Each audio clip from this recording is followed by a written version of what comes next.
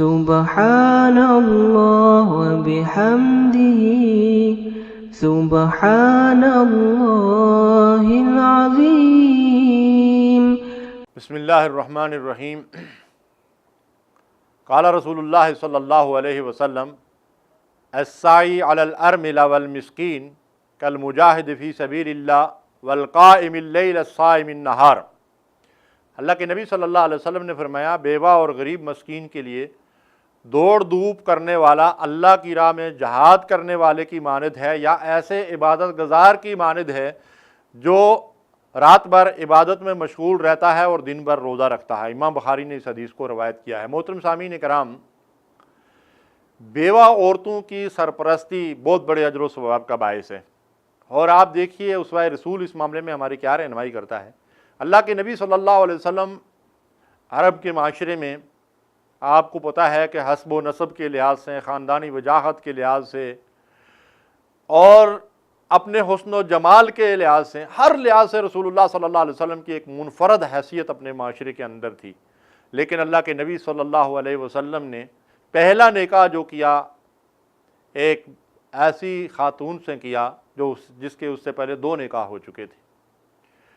اور رسول اللہ صلی اللہ علیہ وسلم نے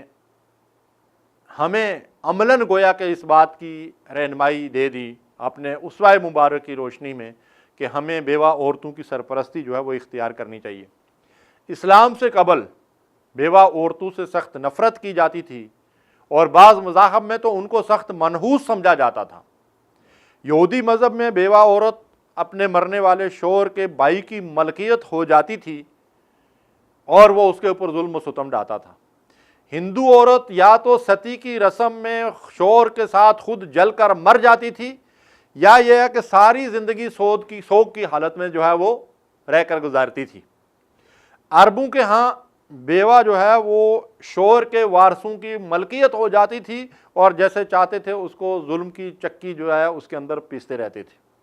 اس کے مقابلے میں آپ دیکھیں کہ نبی کریم صلی اللہ علیہ وسلم نے ان ساری ظالمانہ بندشوں کو توڑا اور بیوہ عورت کی خود سرپرستی کی، اور ہمیں اس بات کا حکم دیا۔ قرآن مجید میں ارشاد فرمایا وَأَنكِحُوا الْأَيَامَ مِنكُمْ، اور اپنے میں سے بے شوہر والی جو عورتیں ہیں، یعنی جن عورتوں کے خاوند مر جائیں یا ان کو طلاق دے دیں تو ان سے شادی کر لیا کرو۔ ہمارا حال کیا ہے؟ ہمارے معاشرے میں بیوہ اور متعلقہ جو ہے اس کے لیے دوسری شادی کا مسئلہ بن جاتا ہے،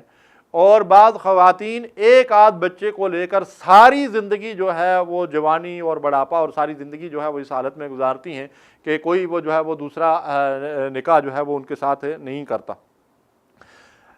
اور بعض اوقات یہ بھی ہوتا ہے کہ اگر کوئی مرد جو ہے وہ اس کی استطاعت رکھتا ہے کہ وہ دوسرا نکاح کرنا چاہے اور دوسری شادی جو ہے وہ کرنا چاہے، تو خواتین جو ہے وہ اس راستے میں رکاوٹ بن جاتی ہیں۔ ہمیں اس بات کو سمجھنا چاہیے کہ اللہ تبارک و تعالیٰ نے قرآن مجید کے اندر اس بات کا حکم دیا ہے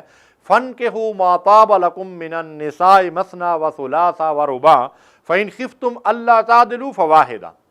کہ اللہ تبارک و تعالیٰ نے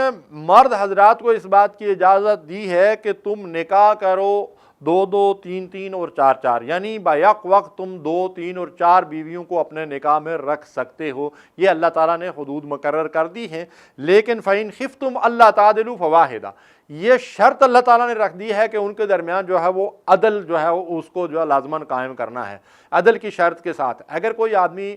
جسمانی اور مالی استطاعت رکھتا ہے تو اسے ایک سے زائد شادی کرنے میں کوئی حرج نہیں ہے، بلکہ اب جدید دور میں بڑے مسائل پیدا ہو گئے ہیں، خواتین کی تعداد بعض ملکوں میں بڑھتی جا رہی ہے، پھر اور دوسرے مسائل جو ہیں، مثلا اس وقت سوریہ اور کشمیر اور بعض ملکوں کی حالت یہ ہے کہ سوریہ کی خواتین جو ہے وہ دعائی دے رہی ہیں کہ مرد آ کر ہماری سرپرستی کریں، ہماری حفاظت کریں۔ اللہ نے ان کو اجازت دی ہے کہ 2 3 4 شادیاں کر سکتے ہیں، اور ہمارا حال یہ ہے کہ یہ ہے کہ ہمارے خاوند مارے گئے ہیں جنگوں کے اندر، اور ہم یہ کہ بیوہ ہو گئی ہیں، تو اس کیفیت میں ہماری زندگیاں جو ہے وہ ضائع ہو رہی ہیں، تباہ و برباد ہو رہی ہیں، کوئی ہماری سرپرستی کرے۔ تو ایسے حالات میں مسلمان معاشروں میں بیوہ عورت کی جو ہے کفالت کرنا، اس کی ضرورتوں کو پورا کرنا یا آگے بڑھ کر اس کے ساتھ نکاح کر لینا بہت بڑے اجر و ثواب کا باعث ہے، اور بہت اللہ تبارک و تعالیٰ کی رضا اور اس کی خوشنودی حاصل ہوتی ہے، جیسا کہ حدیث مبارکہ بخاری شریف کی میں نے آپ کے سامنے رکھی ہے۔ اور پھر اگر مطلب یہ ہے کہ نکاح کا معاملہ نہیں ہے تو ہمیں چاہیے کہ معاشرے کے اندر اجتماعی طور پر ہم بیواؤں اور یتیموں اور مسکینوں اور ضرورت مندوں کی حاجتوں کو پورا کریں،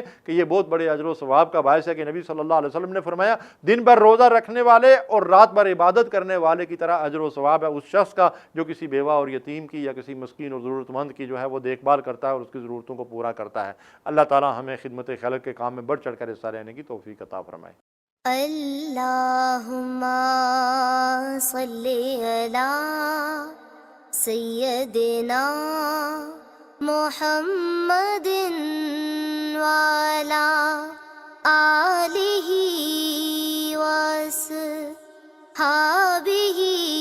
وسلم۔ اللہم صلی علی سیدنا محمد